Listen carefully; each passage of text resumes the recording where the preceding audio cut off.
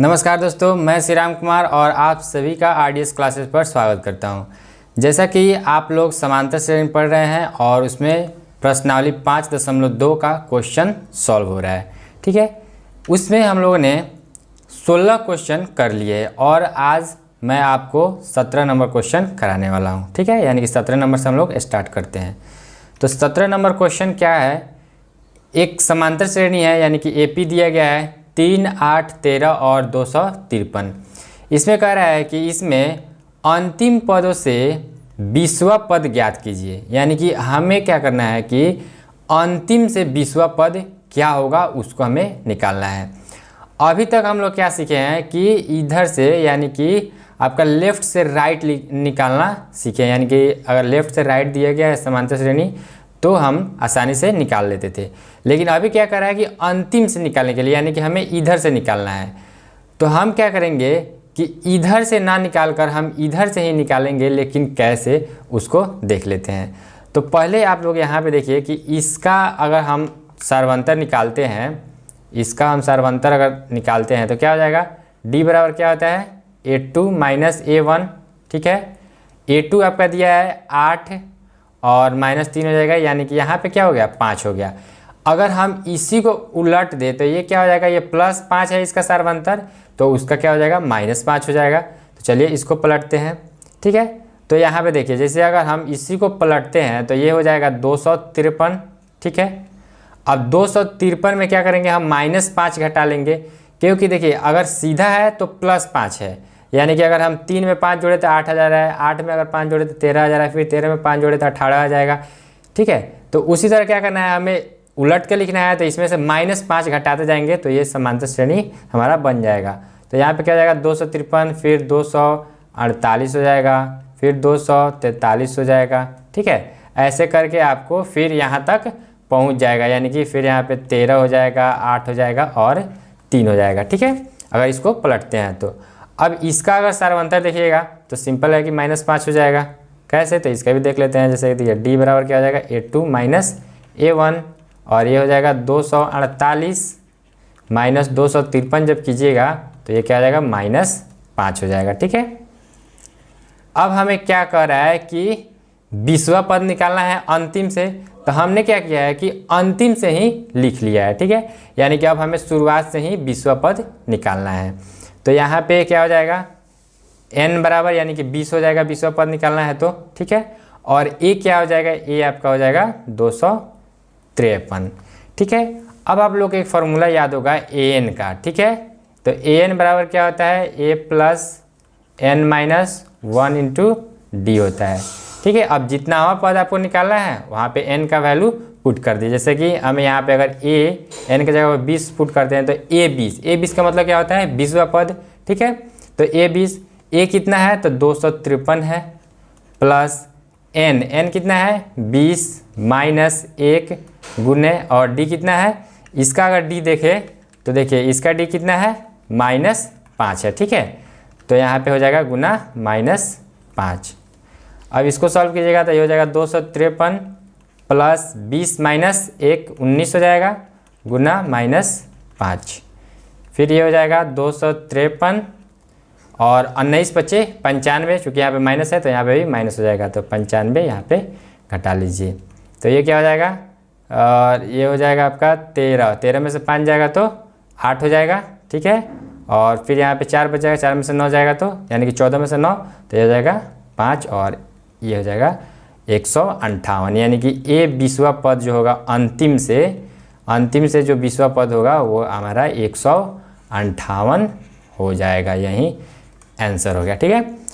अब बढ़ते हैं नेक्स्ट क्वेश्चन। नेक्स्ट क्वेश्चन है हमारा 18 नंबर क्वेश्चन, ठीक है। नेक्स्ट क्वेश्चन हमारा 18 नंबर है, इसको देखते हैं।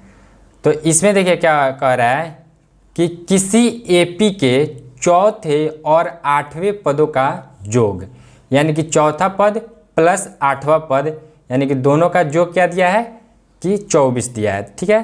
तो चौथा पद को क्या लिखते हैं, a4 लिखते हैं। तो a4 प्लस 8वां पद क्या हो जाएगा a8, और दोनों का योग किसके बराबर है 24 के बराबर, 24 लिख दिए, ठीक है। अब फिर यहाँ पे क्या करते हैं, यहाँ पे ये दूसरा लिखते हैं तो क्या कर रहा है कि तथा छठे और 10वें पदों का योग 44 है, यानी कि छठे यानी A6 प्लस A10 बराबर है 44 के। ठीक है, अब इसको क्या करते हैं कि अलग अलग सॉल्व करते हैं। तो A4 को क्या लिखेंगे, तो A प्लस 3D यानी कि A प्लस एक कम करके D से मल्टीप्लाई। उसी तरह A8 को क्या लिख सकते हैं, A प्लस 7D। ठीक है, और ये बराबर हो जाएगा 24 के। फिर इसको आगे सॉल्व कीजिएगा तो A और A प्लस A क्या हो जाएगा 2A plus 3D plus 7D, ये आपका हो जाएगा 10D बराबर हो जाएगा 24। अब इसको समीकरण 1 मान लेते हैं। ठीक है, समीकरण 1 मान लिए।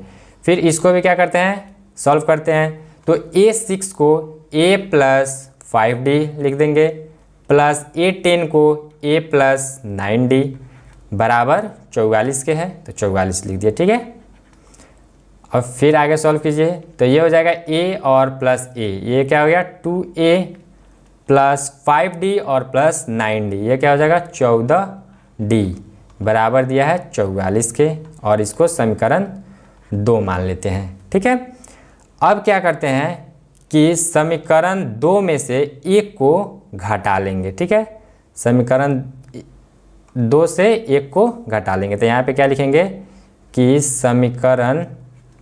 समीकरण 2 माइनस समीकरण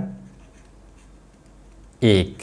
ठीक है, अब समीकरण 2 क्या है 2A प्लस 14D बराबर 44, और समीकरण 2 क्या है 2A प्लस 10D बराबर 24। अब क्या हमें इसको दोनों को घटाना है। जब घटाते हैं तो क्या करते हैं कि साइन चेंज कर देते हैं। तो साइन जब चेंज हो जाएगा तो ये क्या हो जाएगा, ये प्लस में है तो यहाँ पे माइनस हो जाएगा, फिर प्लस है तो माइनस हो जाएगा, प्लस है तो माइनस हो जाएगा। ठीक है, अब देखिए यहाँ पे प्लस 2A है और यहाँ पे माइनस 2A है, तो ये क्या हो जाएगा कट जाएगा, यानी कि ये दोनों कट जाएगा। अब यहाँ पे हो जाएगा 14D माइनस 10D, तो ये हो जाएगा 4D बराबर 44 में से 24 जब घटाएगा तो ये हो जाएगा 20। अब यहाँ से अगर D का मान निकाले तो D बराबर हो जाएगा 20, अब बट्टा में 4 हो जाएगा, क्योंकि यहाँ पे गुना में है तो यहाँ पे भाग हो जाएगा। अब इसको कटाएगा तो ये D बराबर 5, यानी कि हमें तो D 5 निकल गया। ठीक है, अब क्या करते हैं कि देखिए यहाँ पे कह रहा है कि इस AP के प्रथम 3 पद ज्ञात कीजिए। तो D तो निकल गया, अब हमें क्या करना है प्रथम पद निकालना है। तो क्या करेंगे इस D के मान को समीकरण 1 या 2 में रख देंगे। तो चलिए इसको समीकरण 2 या 1 में रखते हैं। ठीक है, तो अब क्या करते हैं कि D का मान समीकरण 1 में रखते हैं। समीकरण 1 में रखने पर, ठीक है, समीकरण 1 में रखते हैं। तो समीकरण 1 क्या है 2A plus 10D equal to 24, 2A plus 10D equal to 24 यानी 24। ठीक है, अब इसमें हमें D का मान रखना है। तो 2A हो जाएगा प्लस 10 गुना D किया हो जाएगा, D आपका 5 आया है। ठीक है, यहाँ पे D आपका 5 आया है तो यहाँ पे 5 लिख देंगे बराबर 24। फिर आगे सॉल्व करते हैं तो ये हो जाएगा 2A प्लस 10 बचे 50 हो जाएगा और बराबर 24। फिर ये हो जाएगा 2A बराबर 24। अब चूँकि यहाँ पे प्लस 50 है, जब 24 की तरफ जाएगा तो ये क्या हो जाएगा माइनस 50। ठीक है, ये हो गया 2A बराबर 24 माइनस 50 कीजिएगा तो क्या हो जाएगा माइनस 26। ठीक है, यानी कि बड़ा वाला में से छोटे को घटा लीजिए और जो साइन है उसको आप लिख दीजिए, यानी कि माइनस 26 हो गया।